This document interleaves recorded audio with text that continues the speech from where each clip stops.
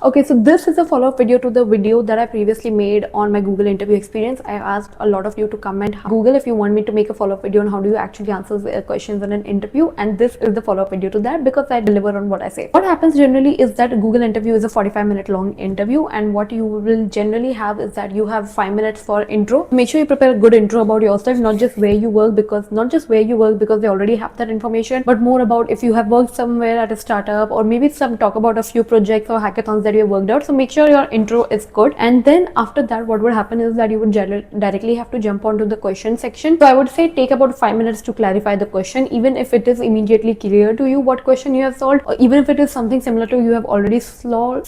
Please do not be overconfident and still go ahead and clarify some questions. It could be anything like, can there be null data set?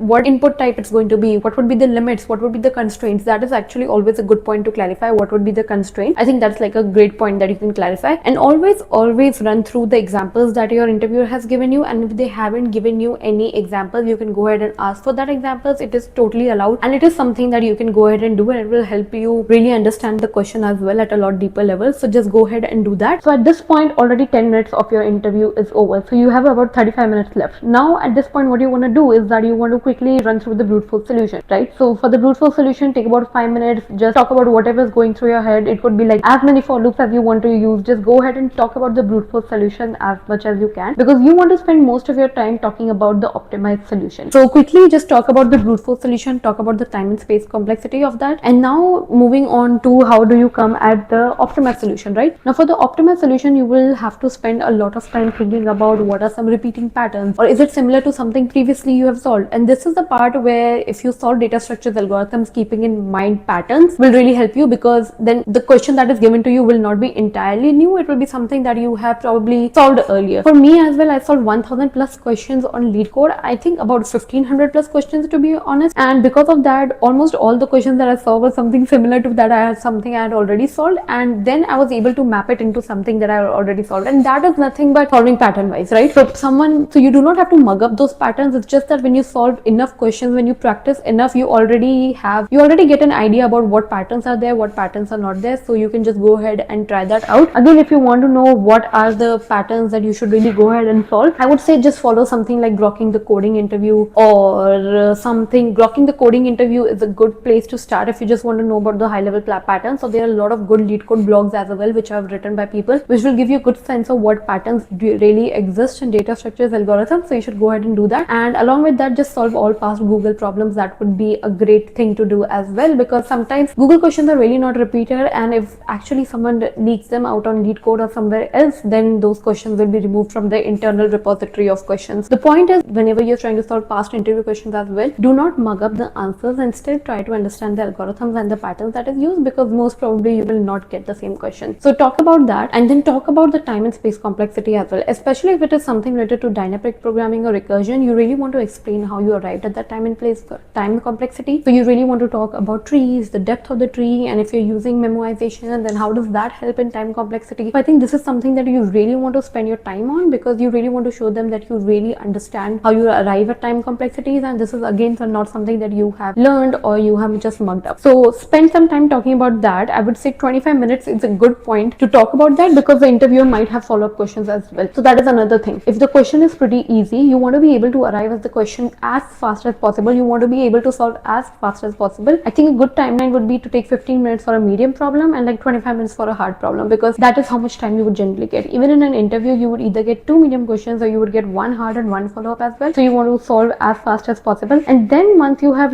make sure you are coding up the solution as well. So first explain the problem, explain the algorithm, talk to your interviewer, like does this look good, and when I think it's okay. They won't really give you direct answers, so they won't always tell you yeah that's the perfect algorithm, just go ahead and code it up. They'll give you vague answers, but unless you feel like they are nudging you in some other direction, they are probably asking you to think more about edge cases, or they are probably asking you are you sure, unless they are giving you some kind of hints that you should probably spend some more time on the problem, you should just go ahead and code it. But if they are asking you to spend some more time on the problem, they won't directly ask you, they'll give you some hints, then that is a good indication that your solution is not right, and then you really want to listen to it and not just go ahead and code it up, because then that would be a strong no hire. So what you can do is that take some time, work on your speed, right? Like use some timer or something whenever you're solving questions, because speed is is the most important thing. And then what you want to do is that after you're clear with your interviewer that this is the good problem, this is the good solution, then you should just go ahead and code it up. And now coming to the coding, it should be a very clean code, right? So variable naming should be good, functions should be named properly, the coding should be proper classes, there should be proper functions, all of that should be very well good code written, because that is something that will be tested in interviews. The other thing that you can do is after you have coded up the solution, I would suggest highly recommend dry running over your solution so that you are sure that this is the perfect solution. Remember that solving one question perfectly is better than solving two questions imperfectly. So it's better to just go through one solution thoroughly before moving on to the next. So that's it for the interview and how you should be solving. Now for the last 5 minutes, when interview asks you, do you have any questions for me, you should definitely go ahead and ask them some questions about the team, what tech stack they're working on. I think that's a good point to do. And don't get nervous, and please do not ask them about how your performance was in the interview, because they're not allowed to talk about that, and you generally just put the interviewer in an awkward position, and which won't really help you either, because it is not allowed, they are not allowed to share that. And though that will not be taken against you in a negative way, it just puts them in an awkward situation. So please do not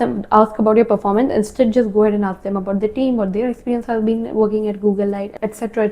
So I hope that helps you. Let me know in the comments if something is not clear. I'll make a follow-up video on that, because many of you have a short attention span now, so I cannot make longer videos. But if you have something, then I'll make a follow-up video. And yeah, I'll see you in my next one. And also, if you want the Google roadmap, the link will be in the description below, along with resources that I would recommend and the site that I'm using, Trekker.help. It's built by me. The Google roadmap is also by me, and I will keep adding other roadmaps as well for all the companies that I have cracked. So you should definitely go ahead and create an account and sign up there, because there's so much more stuff coming. You could also rate your resume there, and I will also add a few resume templates soon. So there's a lot of stuff coming on that website platform. You do want to go ahead and sign up. And yeah, I hope you like this video. If you like this, make sure you like, comment, subscribe, and I will see you in my next one. Until then, bye bye.